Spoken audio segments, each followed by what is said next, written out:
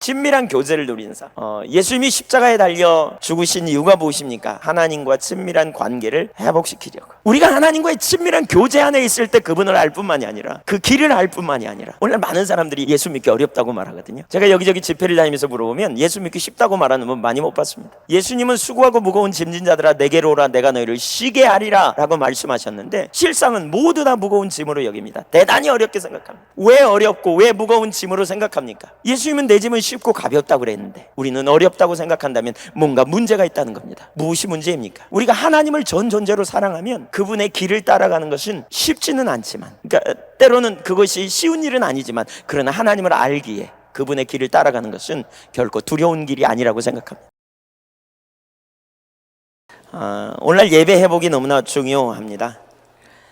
사실 예배 회복은 형식이 아니죠. 형식의 회복이 아니죠. 본질로의 회복이라고 말할 수 있습니다. 그리고 그것은 궁극적으로 하나님과 친밀한 교제로 나아감이라고 말할 수 있습니다. 크게 한 세 가지 부분에서 오늘 살펴보려고 하는데요. 첫 번째로, 하나님은 우리와 친밀한 교제 가운데 있기를 원하십니다. 친밀한 교제의 중요성은 말할 필요가 없습니다. 실제로 하나님은 기계적인 관계를 원치 아니하고 우리와 친밀한 교제, 친밀한 관계를 원하십니다. 성경의 여러 부분에서 우리가 그러한 예들을 찾아볼 수 있는데요. 태초의 인간 아담과 하와를 하나님 창조하시고, 그리고 이제 그 서늘한 것을 함께 거니시며 동산에서 교제하셨습니다.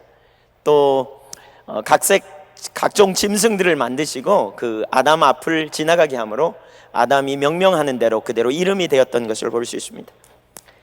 그뿐만이 아니죠.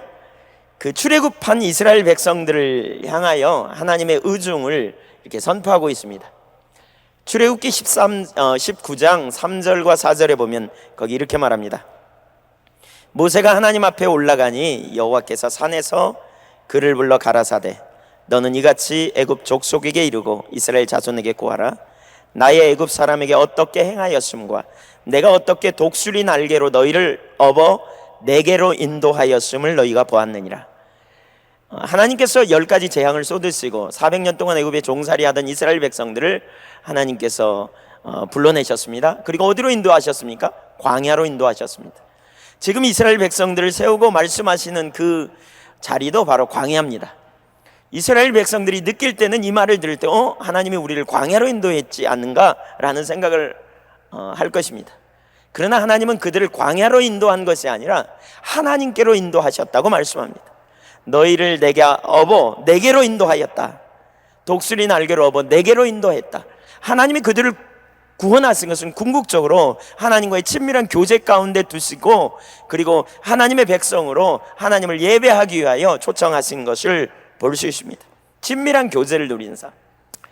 우리가 신약에서도 이러한 예들을 살펴볼 수 있습니다. 예수님이 십자가에 달려 죽으신 이유가 무엇입니까? 하나님이 왜 그 아들을 우리를 위하여 십자가에 내어주셨습니까? 우리를 구원하시려고요. 맞습니다. 원수의 일을 멸하려고요. 맞습니다. 그러나 보다 궁극적인 이유를 저는 이렇게 생각합니다. 하나님과 친밀한 관계를 회복시키려고. 우리가 하나님과의 친밀한 교제 안에 있을 때 그분을 알 뿐만이 아니라 그 길을 알 뿐만이 아니라 또 그 모든 길로 행할 수도 있습니다. 사실 여러분, 하나님 사랑하는 자리에 우리가 있지 않으면요, 우리가 하나님의 길을 따라 행하는 것은 절대로 쉽지 않습니다. 오늘 많은 사람들이 예수 믿기 어렵다고 말하거든요. 제가 여기저기 집회를 다니면서 물어보면 예수 믿기 쉽다고 말하는 분 많이 못 봤습니다. 별로 못 봤습니다. 다 어렵다고 생각합니다. 예수님은 수고하고 무거운 짐진 자들아 내게로 오라, 내가 너희를 쉬게 하리라 라고 말씀하셨는데, 실상은 모두 다 무거운 짐으로 여깁니다. 대단히 어렵게 생각합니다. 왜 어렵고 왜 무거운 짐으로 생각합니까? 신앙의 이해의 문제에 있어서 뭔가 잘못됐기 때문이 아닙니까? 예수님은 내 짐은 쉽고 가볍다고 그랬는데 우리는 어렵다고 생각한다면 뭔가 문제가 있다는 겁니다. 무엇이 문제입니까? 제가 볼 때 저는 이렇게 생각합니다. 우리가 하나님을 전 존재로 사랑하면 그분의 길을 따라가는 것은 쉽지는 않지만, 그러니까 때로는 그것이 쉬운 일은 아니지만, 그러나 하나님을 알기에 그분의 길을 따라가는 것은 결코 두려운 길이 아니라고 생각합니다. 우리의 신앙은 하나님과의 친밀함이라고 말해도 과언이 아닙니다. 하나님은 우리와 친밀한 교제를 누리기 원합니다. 친밀한 교제는 우리 신앙의 모든 부분에서 핵심입니다. 주님을 아는 것도 마찬가지입니다. 우리가 주님을 어떻게 알 수 있습니까? 친밀한 교제 가운데서, 그분에 관한 이론이 아니라 그분 자신을 아는 것은 친밀한 교제 가운데서만 그분을 알 수 있습니다. 우리의 모든 삶에 친밀한 교제는 핵심이라고 말할 수 있습니다. 두 번째로, 친밀함은 예배로 표현됩니다. 그리고 예배는 친밀한 가운데서 자라게 됩니다.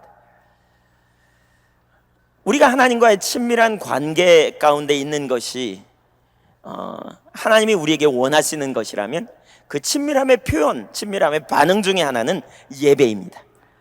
그리고 예배는 친밀한 가운데서 자라게 되어 있습니다.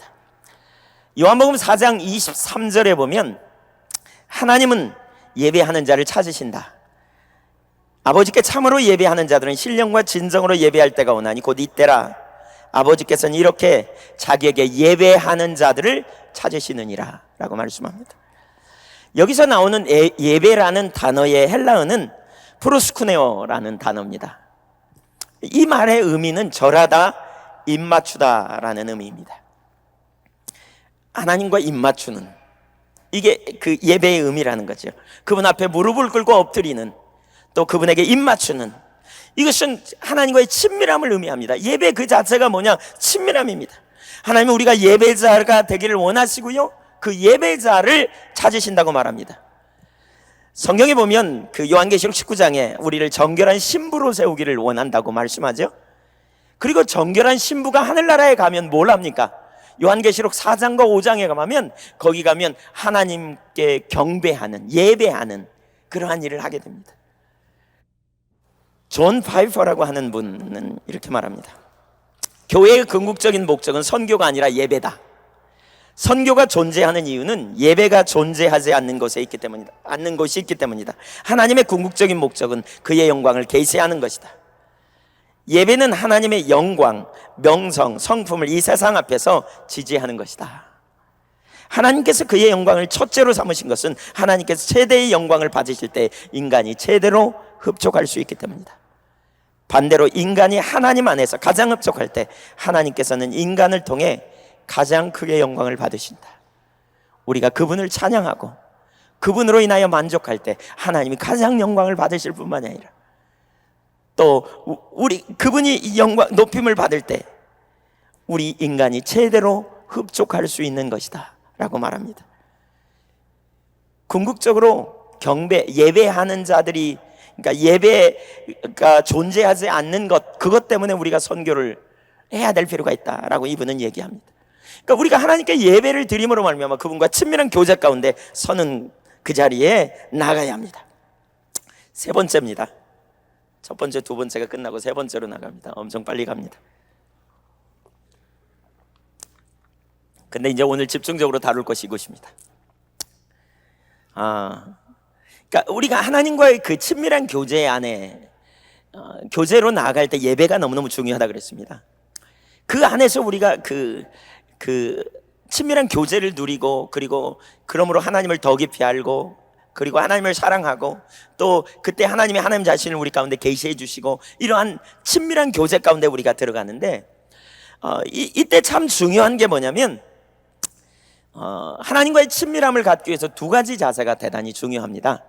그 중에 하나는 신앙의 본질이 담겨져 있어야 한다는 겁니다. 그 부분은 우리가 이제 지난 2시간 동안 쭉 이렇게 살펴봤습니다. 신앙의 본질이 담겨지는 예배야말로 참 예배입니다.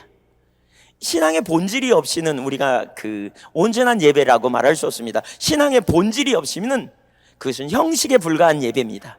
의식에 불과한 예배입니다. 특별히 오늘날 그 신앙의 본질이 담겨져 있지 않을 때 우리 가운데 심각한 문제가 뭐냐면, 그 영적 소경의 자리로 우리가 나아갈 수 있음을 말하거든요. 이사야서 29장 13절에 보면 이렇게 말합니다.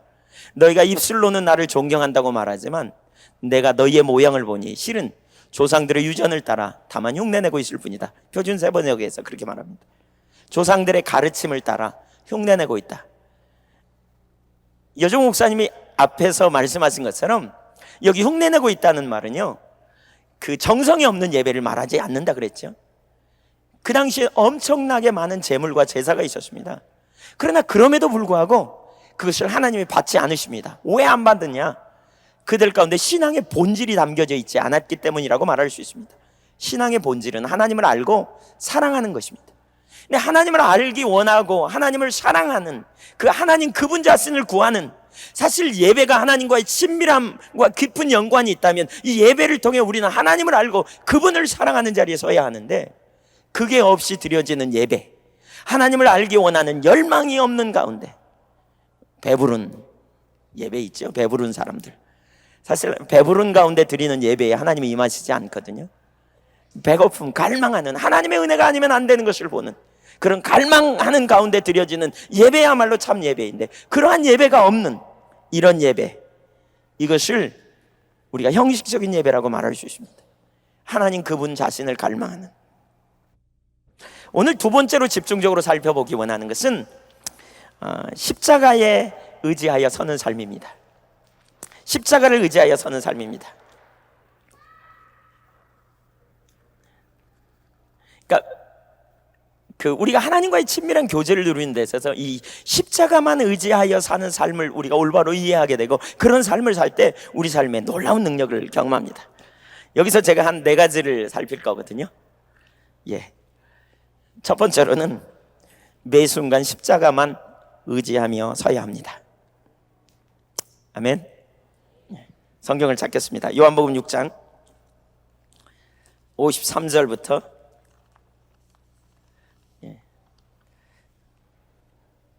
56절까지 보겠습니다.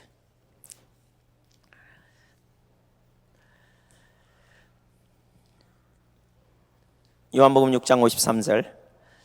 예수께서 이르시되 내가 진실로 진실로 너희에게 이르노니 인자의 살을 먹지 아니하고 인자의 피를 마시지 아니하면 너희 속에 생명이 없느니라. 내 살을 먹고 내 피를 마시는 자는 영생을 가졌고 마지막 날에 내가 그를 다시 살리리니 내 살은 참된 양식이요 내 피는 참된 음료로다. 내 살을 먹고 내 피를 마신 자는 내 안에 거하고 나도 그 안에 거하나니. 아멘. 여기 요한복음 6장 53절 이하에서 예수님께서 매우 중요한 말씀을 하고 계십니다. 특별히 모든 부분에서 다 중요하죠. 근데 요한복음 6장을 보통 떡장이라고 말합니다. 예수님 물고기 2마리와 보리떡 5그릇 5,000명을 먹인 사건이 나오고요. 그 이후에 이제 사람들이 예수님을 왕 삼으려고 하니까 이제 그리고 많은 사람들이 예수님을 쫓아왔습니다. 그때 예수님께서 그들을 향해 이렇게 말하는 겁니다. 인자의 살을 먹지 아니하고 인자의 피를 마시지 아니하면 너희 속에 생명이 없다라고 선언합니다. 그랬더니 이 말을 듣고 많은 사람들이 저것이 무슨 말이냐, 그리고는 다 가버립니다. 그 말을 이해하지 못합니다. 여기서 인자의 살과 인자의 피는 뭘 의미하느냐? 십자가를 의미합니다. 여기서 인자의 살과 인자의 피는 곧 십자가를 의미합니다. 예수님이 최후의 만찬석상에서 제자들과 함께 떡을 떼며 이제 교제하시는 중에 예수님이 떡을 제자들에게 떼어주시며 말합니다. 이것은 너희를 위하여 주는 내 살이다, 내 몸이다 라고 말합니다. 그리고 포도주로 잔을 나누면서 이것은 너희를 위하여 주는 내 피다라고 말씀하셨습니다. 이것은 얼마 있으면 이제 예수님이 받을 십자가 사건을 예표하는 것이라고 말할 수 있습니다. 그래서 여기 인자의 살과 인자의 피는 십자가를 의미합니다. 그러면 여기서 먹고 마신다는 말은 무슨 의미입니까? 그것은 바로 십자가에 달리신 예수 그리스도를 믿는다, 십자가의 그 공로를 의지하여 나아가는 삶에 대해서 말합니다. 그 부분은 그 앞에 6장 47절 이하에서부터 쭉 읽어보면 금방 알 수 있습니다. 거기 먹고 마신다는 것과 예수를 믿는 것과 같이 가는 것에 대해서, 그러니까 믿는 것과 같이 가는 것이 나와 있습니다. 그런데 여기서 먹고 마시다는 말은 헬라어 시제상 단순 과거형으로 사용되고 있습니다. 그 말은 뭐냐면 과거의 어느 한 시점에 우리가 예수님을 구주로 영접하게 될 때에, 과거의 어느 한 순간에 예수님을 구주로 영접하기, 십자가에 달리신 예수님의 공로를 통해서 우리가 영원한 생명, 구원을 얻을 수 있다는 것입니다. 보통 십자가 하면 우리는 일회용으로 생각하죠. 언제요? 지금 우리가 살펴본 것처럼 처음 예수 믿을 때, 내가 예수님을 구주로 영접하면 우리는 십자가에 달리신 예수님의 공로로 의롭게 되었다, 구원받았다 라고 생각합니다. 십자가는 일회용이 아닙니다. 십자가로 영생을 얻지만 끝이 아니라 계속해서 우리가 십자가의 공로를 의지하고 그분을 바라보며 또 그 공로를 의지하여 매 순간마다 설 것을 말하고 있습니다. 그때 어떤 삶이 되어지느냐? 거기 너희가 내 안에 내가 너희 안에 거하는 삶. 이것이 뭐냐? 하나님과의 친밀한 교제입니다. 이것은 우리가 처음 그러니까 누구든지 예수 믿으면 우리가 주님이 우리 안에 거하는 삶을 말하지 않습니다. 요한복음 15장에서 말하는 너희가 내 안에 거하라. 예, 우리가 가지에 붙어 있는 것처럼 거하라고 말하는 것은 명령형입니다. 그것은 우리가 해야 될 부분이 있음을 말하고 있습니다. 우리가 어떤 부분을 감당해야 될 부분이 있음을 가르치고 있습니다. 그래서 우리가 십자가에 의한 삶은 우리가 적극적으로 매 순간마다 그분의 공로를 의지하여 서는 삶이 되어져야 된다고 말하고 있습니다. 사실 이 부분은 매우 중요한 의미를 우리에게 가르칩니다. 여러분, 우리가 매 순간마다 십자가의 공로를 의지하고 서는 삶이야말로 너무너무 중요하고, 그것이 바로 우리가 하나님과의 친밀한 교제 안에 있는 삶의 비결인 것을 가르치고 있습니다. 그러면 두 번째로 뭘 살필 거냐면요, 십자가를 매 순간 의지한다는 것의 의미가 무엇인지를 살필 겁니다. 그러니까 우리가 매 순간마다 십자가를 의지해야 된다 그랬잖아요. 예, 매 순간마다 의지하는 것이 주님의 그 뜻임을 우리에게 가르치잖아요. 근데 십자가를 매 순간 의지하는 것이 무엇을 의미하는가? 왜 예수님께서 매 순간마다 우리에게 십자가를 의지하라고, 그 공로를 의지하라고 말씀하셨는가 하는 것입니다. 왜 매 순간마다 십자가의 공로를 우리가 의지해야만 하나님과의 친밀한 교제 가운데 있는가? 그 의미를 우리가 선명히 이해하지 못하면 사실 우리가 매 순간마다 십자가를 의지하고 서는 삶이 실제가 안 됩니다. 오늘날 많은 사람들이 이 부분을 이해하지만 실제로 십자가의 공로를 의지하여 주님의 보좌 앞에 매 순간마다 서는 삶을 사는 분들은 많지 않은 것 같습니다. 제가 볼 때는. 왜요? 그 의미가 무엇인지 우리가 이해하는 게 대단히 중요합니다. 그 의미가 무엇일까요? 왜 우리가 십자가를 매 순간마다 의지해야 할까요? 그 십자가에서 우리가 선명히 깨닫는 바가 두 가지가 있어야 합니다. 하나는 뭐냐면 우리의 정체성을 발견하게 합니다. 십자가는 우리가 누구인지를 보게 합니다. 또 다른 하나는 나를 봄으로 말미암아 하나님을 알게 합니다. 하나님이 누구인지. 근데 세 번째, 이렇게 매 순간마다 의지해야 될 이유, 그러니까 의지함의 의미는 자신의 존재를 깨닫고 이렇게 하나님을 아는 자를 서도록 이렇게 말씀드렸습니다. 근데 세 번째는 이렇게 해야 될 더 구체적인 이유를 좀 살펴보려고 합니다. 그러니까 매 순간마다 우리가 십자가를 붙들어야 될 구체적인 이유, 그 중에 하나는 우리 속에 우리가 우리 자신을 잘 모르고 있다는 사실 때문입니다. 제가 이 말씀을 드릴 때 여러분 매우 도전적이라고 생각이 될지도 모르겠습니다. 제가 볼 때는 우리가 우리 자신을 성경적인 관점으로 잘 이해하지 못하고 있다고 생각합니다. 그런 것 같더라고요. 사실 우리가 이 십자가의 그 앞에 서야 될 이유는 바로 우리 자신을 보는 데 있습니다. 예, 우리 자신을 보는 데로부터 시작합니다. 우리 자신을 보기 시작하면 그때 우리는 그 이후에 하나님의 능력과 하나님의 의중과 하나님의 놀라운 역사도 또한 보게 됩니다. 보십시오. 이 자기가 어떤 자인지 선명히 깨닫지 못하잖아요. 그러면 우리는 근본적으로 우리의 중심, 우리의 본성은 말이죠, 자기를 변호하려는 본성이 있습니다. 그래서 우리가 그 죄인이었음을 깨달았을 때, 우리가 예수 그리스도의 공로가 없이는 구원받지 못했다고 인정했을 때 우리가 그 주님의 십자가의 공로를 의지하지만, 그러나 어떤 순간 우리가 슬그머니 돌아가 버립니다. 우리의 본성은 자기중심성이 있습니다. 이 자기중심성이라는 말은요, 그 아담과 하와가 선악과를 따먹을 때 창세기 3장 5절에 보면 사단이 오죠, 뱀으로 번장해서. 그래서 이렇게 말합니다. 선악과를 따먹으라고 말하죠. 그러면서 이렇게 말합니다. 이 선악과를 따면 네 눈이 밝아, 너의 눈이 밝아 하나님처럼 된다, 이렇게 말하죠. 그러니까 너의 눈이 밝아 하나님처럼 된다는 말에, 스스로 하나님처럼 된다는 말에 선악과를 따먹습니다. 여러분 보십시오. 스스로 하나님처럼 된다는 말에 인간이 반역하게 됩니다. 그때부터 인간은 그 중심에 하나님을 떠나려는 경향이 있습니다. 우리가 예수 믿고 난 이후에 하나님을 떠나려는 우리가 거듭난 이후에도 어떤 부분에서 우리의 죄성은 우리를 하나님을 떠나려는 그 경향의 영향력을 우리가 받게 된다는 겁니다. 그래서 기회만 되면 하나님 떠나 스스로 누구처럼 하나님처럼 되려는 사고 가운데 살게 된다는 것입니다. 이 스스로 하나님처럼 된다는 말의 의미가 뭡니까? 그것은 하나님 없는 삶을 의미합니다. 하나님 없이 살겠다는 겁니다. 여러분, 교만이 뭡니까? 하나님 교만한 자를 대적한다 그랬죠? 교만이 뭡니까? 교만은 이런 겁니다. 하나님 없이도 내가 살 수 있다. 이게 교만입니다. 겸손은요, 하나님 없으면 살 수 없습니다. 이걸 아는 게 겸손입니다. 예, 차린 거 없지만 많이 드십시오. 속으로 너 어디서 이런 거 먹어봤냐 이러면서. 이거 유교적인 겸손입니다. 진정한 겸손은 주님 없이는 살 수 없습니다. 내가 주님의 은혜가 아니면 살 수 없습니다. 이걸 아는 것입니다. 스스로 하나님처럼 되려는 사고를 내리는 것입니다. 그러나 우리가 십자가에서 우리의 정체성을 보지 못할 때 슬그머니 돌아가 버립니다. 그리고 어떻게 됩니까?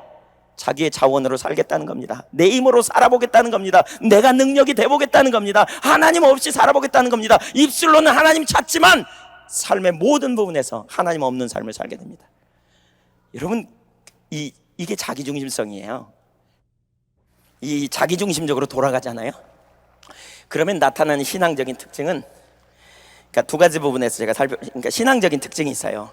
자기중심적인 신앙으로 나타나길 때 거짓 신앙인데요, 그게 뭐냐면 기복신앙, 인본주의, 율법주의입니다. 자기중심적인 관점에서 나타나는 신앙은 기복신앙, 인본주의, 율법주의입니다. 자기중심적이 아니고 하나님 중심으로 돌아갈 때 나타나는 신앙의 특징은요, 믿음에 의한 삶, 은혜에 의한 삶, 성령에 의한 삶입니다.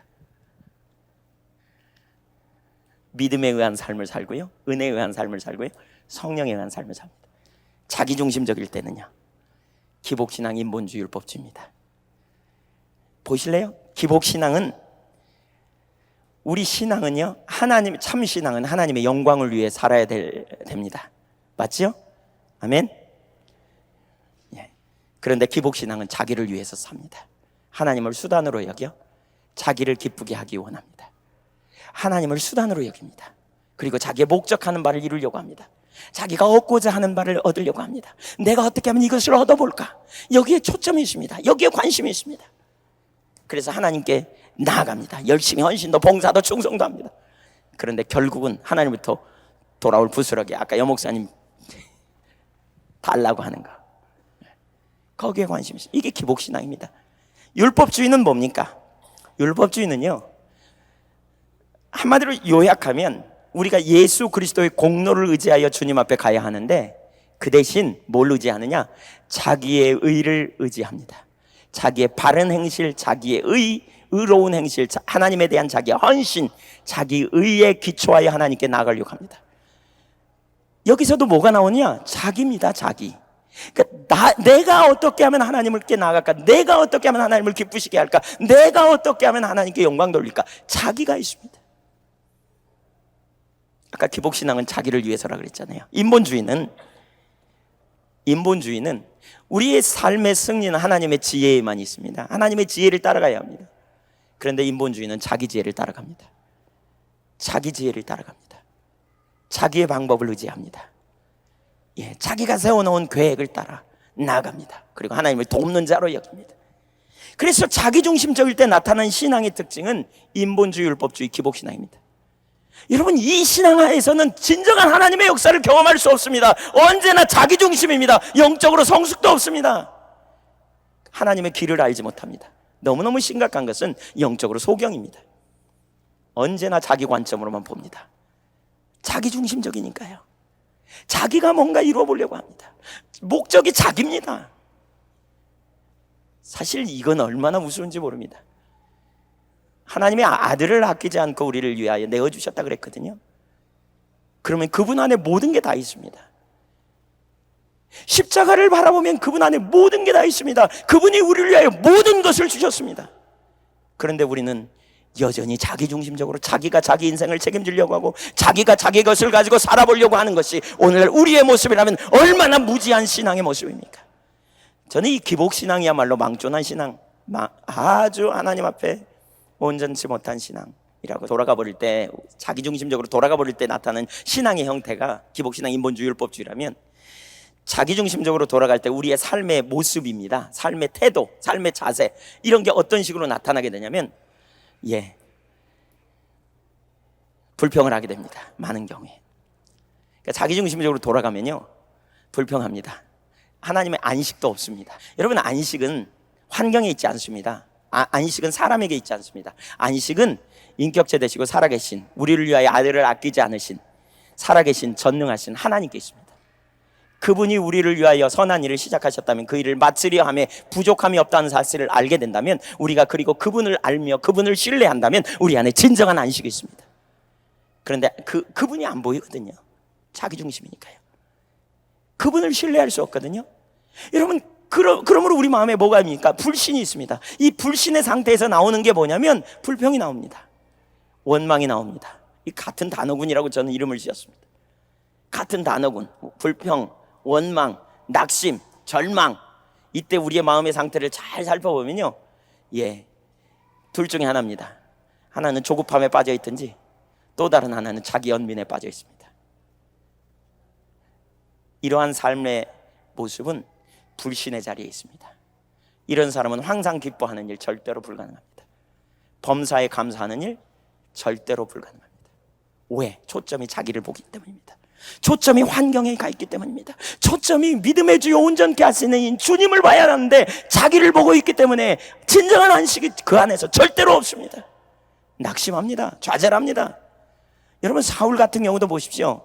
그가 환경을 보면서 얼마나 조급합니까? 하나님께서 7일 동안 기다리면 이제 하나님이 사무엘을 통해서 제사를 지내고 놀라운 승리를 그에게 이룰 텐데, 사울이 자기가 왕이 된 것은 하나님을 또 시작했다면 하나님께서 자기를 세울 것이고 하나님께서 자기를 완전케 하실 것인데, 그가 하나님을 신뢰하기보다는 주변의 환경과 주변의 상황에 그의 눈이 감으로 말미암아 그는 낙심하고 좌절합니다. 조급합니다. 속기보가 되지 않는 것에 대해서 조급해합니다. 광야의 이스라엘 백성들이 왜 원망하고 불평했습니까? 왜 모세를 원망하고 불평했습니까? 그들이 하나님을 알지 못했기 때문입니다. 그들이 하나님을 사랑하지 못했기 때문입니다. 다시 말하면 그들의 초점이 하나님께 있지 않았습니다. 그들을 이 애굽에서 인도해낸 살아계신 하나님, 능력의 하나님, 그분께 가 있지 않고 초점이 자기에게 가 있었기 때문에, 환경에 가 있기 때문에 그들은 조급했습니다. 속기 이루어지지 않습니다. 뜻하는 바대로 되지 않습니다. 그러니까 모세를 원망합니다. 하나님을 원망합니다. 절망합니다. 특별히 가네스 바네아 앞에서 그들은 12명의 정탐꾼 중에 10명의 정탐꾼의 보고를 듣고 밤새 철야하며 울었습니다. 기도하느라고요? 아니요, 자기 연민에 빠져가지고요. 우리가 여기서 죽는구나.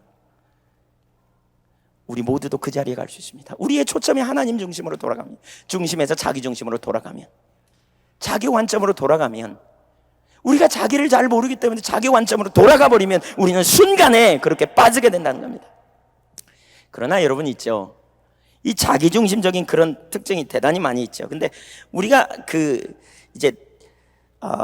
이 자기중심에서 하나님 중심으로 돌아서는 것, 다시 말하면 내가 누구인지를 올바로 깨닫고 정체성을 발견하는 십자가 앞으로 나아갈 때, 십자가 앞에서 자신이 누구인지를 선명히 발견하게 되면 우리 삶에 놀라운 전환이 이루어집니다.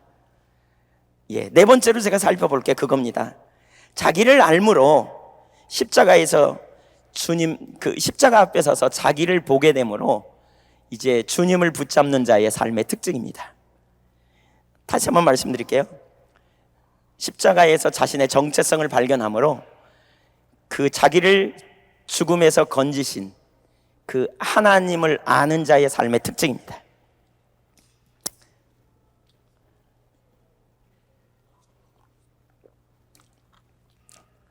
우리가 십자가 앞에 가면 자신의 정체성을 발견하잖아요. 내가 누구인지 알거든요. 내가 누구인지 선명히 깨닫게 되면 나타나는 몇 가지 특징이 있는데, 첫 번째는 남을 나보다 낫게 여깁니다. 남을 나보다 더 낫게 여깁니다. 낮춰본다는 얘기가 아닙니다. 낫게 여긴다. 빌립보서 2장 3절에 그렇게 바울은 말하죠. 남을 나보다 낫게 여긴다. 다른 사람을 자기보다 낫게 여긴다. 사실 이 말은 쉽지 않습니다. 바울이 저는 전에 이런 구절을 읽으면서 이런 생각을 했어요. 아마 그렇게 고백해야 겸손하게 보이는 것 같아서. 그런데 절대로 그렇지 않습니다. 그는 자신을 보았습니다. 바울이 뭐라고 얘기합니까? 그는 원래 율법에 의로 흠이 없다고 말했잖아요. 그러다가 그가 뭐라고 그러니까 로마서 7장에서 내가 죄인 중에 괴수라고 고백합니다. 로마서 7장에서 곤고한 사람이로다 이 사망 몸에서 누가 나를 건져내랴 라고 고백하죠. 그러다가 로마서 7 그가 디모데 전서 1장 15절에서 나는 죄인 중에 괴수다 라고 말하다가 그가 갈라디아서 2장 20절에 내가 그리스도와 함께 십자가에 못 박혔다. 내가 못 박힌 자다. 그래서 이제 내가 그분을 믿는 믿음 안에서 나는 산다. 그 은혜로 산다. 그는 그렇게 고백합니다. 사실 자기를 철저히 본 자는 남을 자기보다 낮게 여기게 된다는 것입니다. 우리가 누구인지 안다면 우리가 남을 판단하고 평가하는 자리에 서지 않습니다. 우리가 우리 자신을 본다면 다른 사람을 나보다 더 의롭게 다른 사람이 어떻게 하나님부터 구원받았는지를 우리가 보게 됩니다. 오늘날 우리의 초점이 자기중심적으로 돌아가면요, 초점이 자꾸 어디로 가냐면 자기의 행위에 가더라고요. 내가 뭘 했는가, 내가 어떤 업적을 남겼는가, 어떤 놀라운 일을 이루었는가라고 하는 그 자기에게로 초점이 갑니다. 자기의 모습을 자꾸 봅니다. 그러면서 다른 사람과 견주어서 내가 다른 사람보다 더 나은 것 같으면 어깨에 힘을 주고 우리는 편안하게 생각합니다. 여기에 능력이 없습니다. 여러분, 우리 자신은 볼 게 없습니다. 십자가 앞에 서서 우리 자신이 아무것도 아님을 우리는 철저히 발견해야 한다는 것입니다. 그리고 진정으로 이것을 깨달으면 남을 나보다 낮게 여기는 자리에 서게 된다는 겁니다. 두 번째로는 자신의 정체성을 발견하는 사람의 특징입니다. 두 번째로는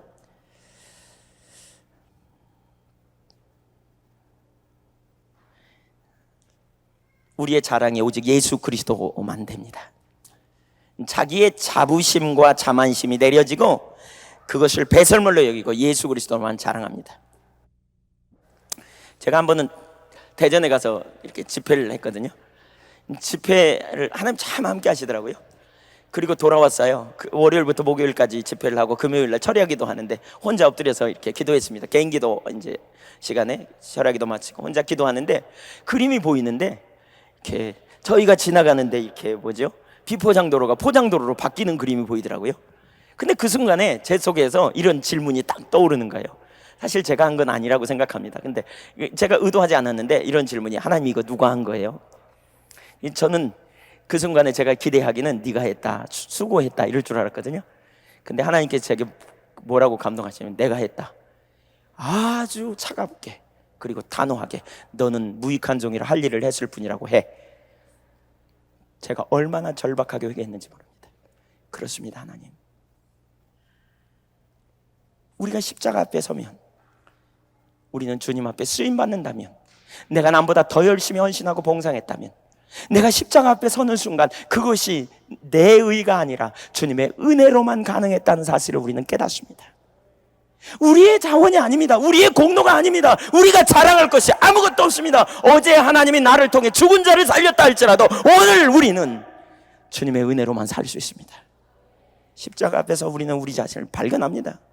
그런데 우리는 뭔가 좀 이루면, 뭔가 성경을 남보다 더 많이 읽으면, 뭔가 좀 새벽기도 열심히 하면, 내가 뭔가 좀 가졌다고 생각하면 자부심에 빠집니다. 목에다 힘을 줍니다. 이것은 멸망의 지름길입니다. 망하는 자리로 가는 겁니다. 하나님과의 친밀함은 절대로 여기서 이루어지지 않습니다. 우리가 하나님의 영광을 가로막으면 하나님은 당신의 영광을 나누지 않아요. 하나님은 하나님의 영광을 절대로 나누시지 않습니다. 하나님은 그 종을 통해 당신의 영광을 드러내지요. 그 종을 세우기를 원하지 않습니다. 종은 종일 뿐입니다. 우리는 자녀로서 그분과 친밀함을 나누며 그분의 영광이 온 땅에 드러나기를 원하는 자리에 서야 합니다. 그분이 우리의 왕이십니다. 그분이 우리의 생명입니다. 우리가 뭔가 됐다고 생각하며, 우리의 사역이 넓어졌다고, 우리가 뭔가 힘이 됐다고, 얼마나 교만한 자리에 섭니까?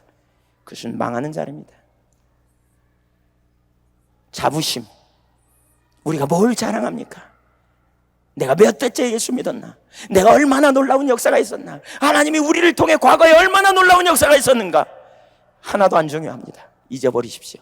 바울은 그렇게 말합니다. 뒤에 있는 것은 잊어버리고 표대를 향하여 겸손히 나가기를 원하십니다.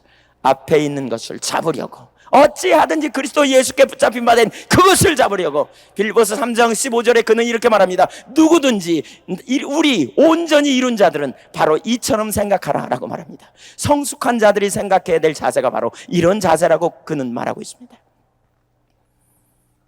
여러분 모두가 그 자리에 서기를 주님의 이름으로 축복합니다. 십자가 앞에 서므로. 이게 어떻게 가능해요? 우리는 기회만 되면 내가 뭔가 됐다고 생각하고 착각하고 산다니까요. 내가 괜찮은 자처럼 생각한다니까요. 내가 뭔가 됐다고 생각한다니까요. 그러면서 얼마나 교만해야 합니까? 그러니까 하나님의 임재가 끊어집니다. 많은 사람이 과거에 놀랍게 쓰임받아도요, 이렇게 교만하면 얼마 있으면 임재가 거칩니다. 그러면 어떻게 됩니까? 전설 속에 간증을 합니다. 간증을 하고 다닙니다. 언제 거? 10년 전에, 15년 전에, 20년 전에. 그 이후에는요 더 이상 없습니다.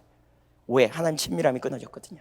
친밀함이 끊어진 그 친밀함이 끊어졌다는 사실도 또 모릅니다. 내가 어디서부터 문제가 왔는지조차도 모릅니다.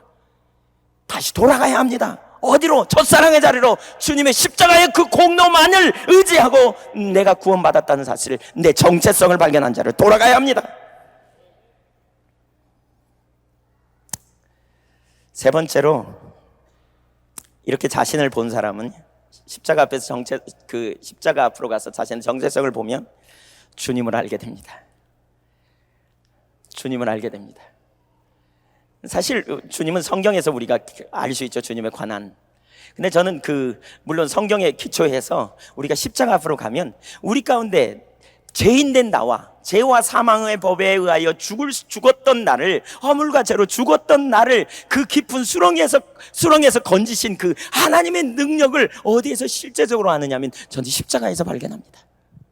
왜요? 십자가에는 뭐가 있어요? 죄인된 우리와 그런 나를 건지신 그 놀라운 하나님과의 만남이 있습니다. 여러분, 하나님 사랑을 어떻게 아십니까? 하나님 사랑은 어디서 발견합니까? 성경에 써 있네. 옳은 얘기입니다. 성경에 기록되어 있습니다. 물론 우리가 성경을 통해서 우리가 하나님 사랑을 더 깊이 알 수 있습니다. 자연계를 통해서 알 수 있습니다. 예, 성경에 근거한 기초는 우리에게 너무나 중요합니다. 이걸 토대로 우리가 되어져야 합니다.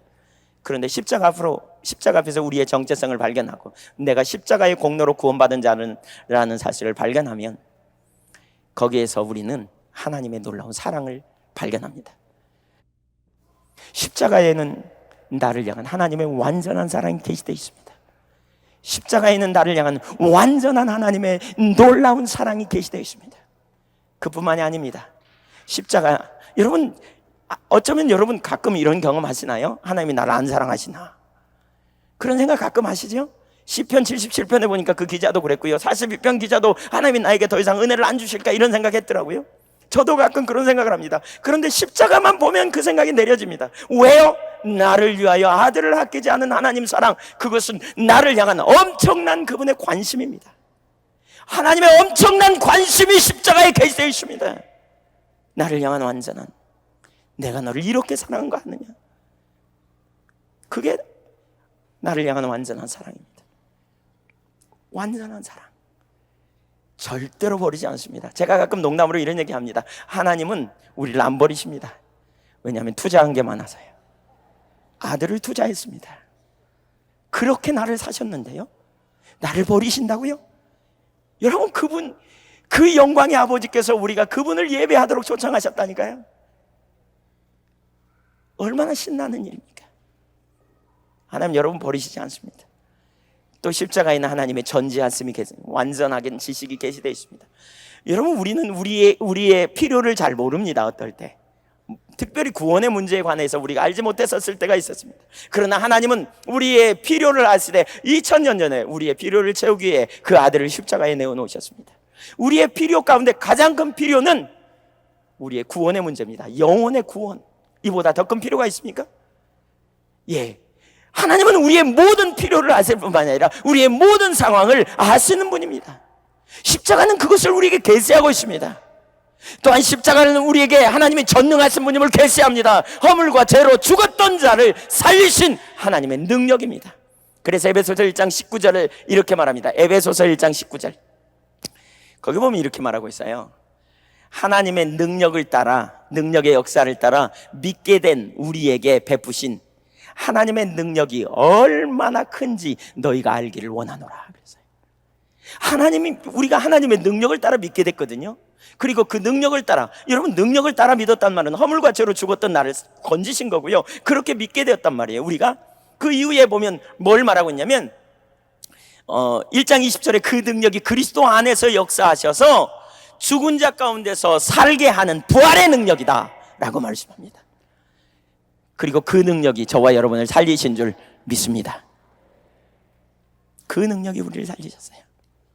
여기 얼마나 놀라운 감격과 기쁨이 있습니까? 네 번째로, 이렇게 하나님을 알면요, 그러니까 자기가 누구인지를 발견하면 십자가 앞에서 발견할 수 있는 진리입니다. 네 번째로, 오직 하나님만 신뢰하는 자리에 섭니다. 오직 하나님만 신뢰하는 자리로 섭니다. 십자가를 발견하면, 정체성을 깨달으면. 십자가 앞에 가면 우리는 우리 존재를 깨닫습니다. 우리가 누구인지를 압니다. 무능한 자요, 선함이 없는 자요, 그렇죠? 우리가 어떤 자라고요? 그러니까 우리의 지혜가 구원의 문제에 있어서 통합니까? 안 통합니다. 우리는 무능합니다. 우리의 자원이 아무짝에도 쓸모없음을 발견합니다. 그러면 그 다음에 우리가 그러한 자임을 깨달았으면 그 다음에 우리의 우리가 사역하게 될 때 우리의 초점을 누구에게 두겠습니까? 내가 준비한 자료를 의지하겠나요? 하나님을 의지할까요? 당연히 그분을 의지합니다. 우리가 모든 삶에서 십자가 앞에 우리의 모습이 그런 자였담을 그런 자라는 사실을 깨닫는다면 우리가 더 이상 우리의 스스로, 우리의 자원으로 성화되려고 하기보다는 나를 변화시킬 능력이 주님께 있음을 알고 그분을 신뢰하는 자리에 서게 될 겁니다. 믿음에 의한 삶. 더 이상 나를 신뢰하지 않아요. 나를 붙잡지 않아요. 초점을 내게 두지 않아요. 내 환경에 두지 않아요. 하나님이 내가 지금 힘들고 고통스럽고 절망적이지만 그런 나를 하나님이 세우실 것이다. 왜? 나를 죽음에서 건지셨기 때문에. 그래서 우리는 그분을 신뢰합니다. 이때 우리가 그분을 신뢰하게 될 때 우리는 산 너머의 세계를 믿음으로 봅니다. 눈앞에 산이 있는 것 같아 보이지 않아 낙담하고 절망하고 좌절할 지경이랄지라도 믿음으로 산 너머의 세계를 봅니다. 왜냐하면 그분을 보니까요. 전 개인적으로 여기 설교하고 나오기 전에도 그렇고요, 아침마다 일어날 때마다 저는 십자가를 봅니다. 십자가에 예수 그리스도의 공로로 구원받은 저를 봅니다. 그리고 그런 저를 구원하기 위한 주님의 그 놀라운 사랑을 거기서 발견합니다. 오늘 여기 나오기 전에도 그렇습니다. 주님만이 나를 여기 세우실 수 있습니다. 주님만이 당신의 역사를 이루실 수 있습니다. 제가 자료를 가진 것 아무 의미가 없습니다. 어떤 부분에서 준비하지만 그분이 안 하시면 이론에 불과합니다. 그래서 저는 주님을 찾고 그분의 은혜를 구하는 자리에 서게 되는 것입니다. 주님을 찾고 구하는 자리에 서기를 주님의 이름으로 축원합니다. 여섯 번째, 마지막입니다. 이 부분만 살펴보고 결론을 내리겠습니다. 진정한 예배자로 서게 됩니다. 십자가 앞에 서서 우리는 진정한 예배자로 서게 됩니다. 제가 한 예를 들어보겠습니다. 두 사람이 구덩이에 빠졌습니다. 아주 깊은 구덩이입니다. 넓은 구덩이입니다.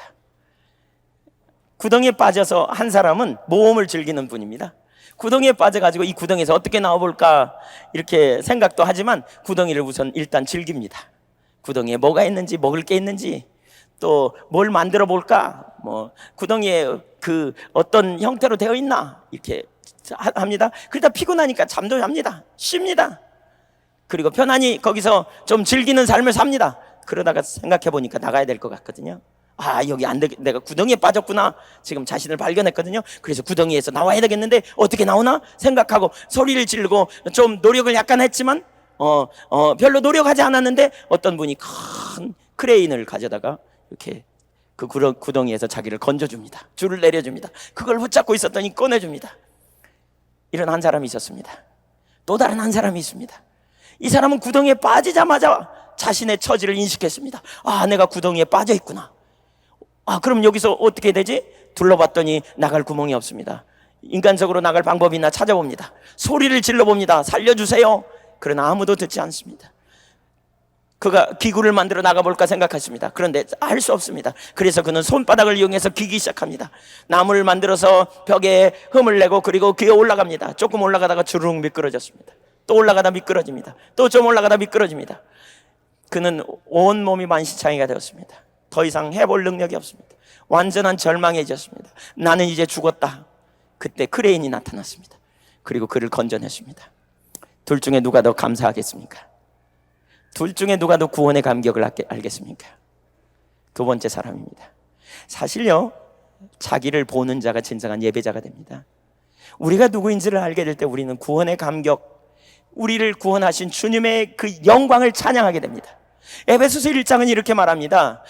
예수 그리스도가 우리를 구속하신 이유는 우리로 하나님을 그 영광의 찬송이 되게 하려 했습니다. 우리가 예배자가 되기를 원하고 우리를 통해 하나님이 영광 받기를 원하셨다고 말하고 있습니다. 우리가 우리 자신의 실상을 보면 우리는 하나님을 예배하게 됩니다. 진정한 예배가 거기서 나옵니다. 저는 가끔 실패한 제 모습을 발견합니다. 그리고 제가 하나님 앞에 제가 바로 그러한 자라고 인정합니다. 하나님, 그래서 저는 십자가의 공로가 아니면 설 수 없는 죄인이라고 고백합니다. 그때 제 마음에는 진정한 예배의 기름, 예배를 향한 갈망이 부어집니다. 그때 제 마음에 진정한 하나님을 향한 배고픔이 부어집니다. 주님, 제게 그 은혜가 필요합니다. 이제 이대로는 안 되겠사오니 그 은혜를 부어주세요. 그리고 하나님께서 우리를 건지신 그 구원의 감격과 그 놀라운 은혜를 찬양하고 찬사를 드리며 기뻐하고 영광을 돌리는 자리에 서게 되는 것입니다.